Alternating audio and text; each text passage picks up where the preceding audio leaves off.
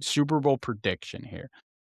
I think I'm kind of like reading where you're headed. You really like Mm-hmm. Seattle. You've talked high about Seattle, and you're not sure if the Patriots stand a chance. So I'm assuming you're saying Seattle, and like, how close is the game? So I think it will be Seattle, and you read that right. I wear my opinions and my emotions on my sleeve. I don't hide it well, but I think Seahawks. I could see the Seahawks getting into the 30s. I think, and I am really emphasizing the special teams on this. That just makes the scoring so much easier, where you have less distance to go. I think Mhm. it'll be Seattle a 31 to 21. Seahawks get revenge over the Patriots. Like it. I like it.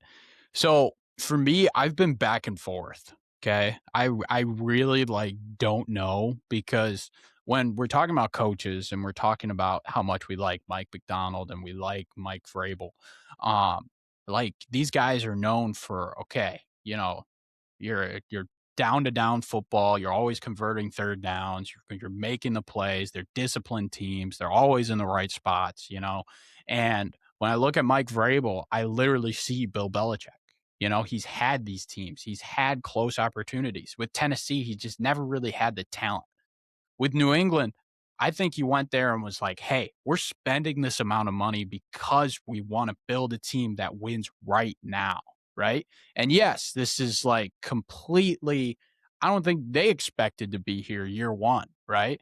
Their defense, they redid the defense. Their quarterback's a young guy. It's his second year. I don't think people thought he'd make an MVP leap in his second year. Well, guess what? Here we are. They're in the Super Bowl. They got this great defense behind them.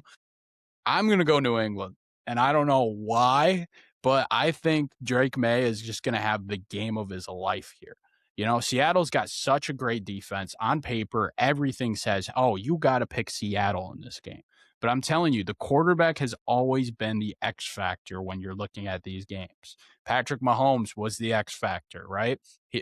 Kansas City never had the team compared to the 49ers or compared to the other teams that they played in these games. And I always stuck with the quarterback.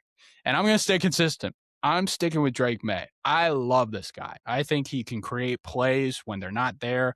I think the stuff that he's done with this team that has a decent O line and decent weapons around it with a great defense. So the fact that he's already doing this is just unbelievable to me. I think he saw last week and he had a disappointing performance. He had a disappointing performance the week before as well. And I think he's seeing this and he's like, man, it's time for me to make a play. It's time for me to shine. And I think he's going to get it done.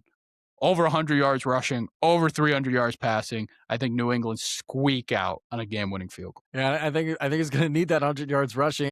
And I will say this, Drake May is going to be back. I have no Yeah. doubts that he'll get another crack at this, even if he doesn't win it this time. God forbid his story turns into that of Joe Burrow or Dan Marino, or you get there early and you never go back again. I don't see that just with the Patriots organization. Regardless of how it goes, the Patriots will be fine. There'll be another parade in Boston, and we all just have to eat crow and just watch Boston fans be happy again, because I love that. Ugh, it makes me sick.